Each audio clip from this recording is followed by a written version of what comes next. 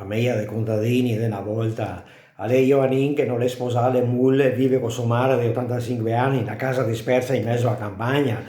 e che fa a sua madre, ascolta mamma, guarda che ho da fin in consorzio agrario c'ho un fiato di concime col trattore a rimorchio adesso, se capita qua il veterinario che a venire qua stamattina che mi non sono ancora a casa, te che dice che la vacca da fecondare, che va a fecondare la vacca, la cea, quella che lì dentro in stalla in fondo a sinistra, che c'è anche il cartello scritto Cea, la vacca, bianca e nera, ricordati o ben, se viene per fecondare la vacca, te che dice che sei quella lì, sa tu, va, Ionin,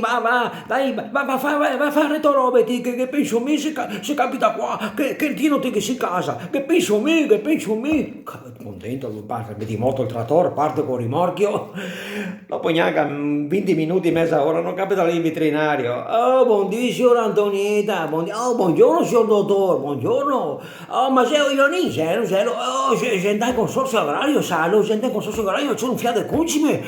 ma mica detto tutto, mi sono sa tutto, lui sei venuto qua per fecondare la vacca, sì, lo porto in stalla, mi sono sa tutto, sa, lo porta in stalla al veterinario, lo porta dentro, così la porta in stalla, vedilo, c'è la cea, quella in fondo, quella bianca e nera, così il cartello scritto, sa, c'è quella in fondo, diceva, sì, c'è quella, sa, per la comodità, sa, dottor, con piantare un ciodo sul muro lì vicino della vacca, che così quando che seccava le braghe, per la comodità, salo, e poggia le braghe lì al ciodo, salo, per la comodità quando che seccava le braghe, salo.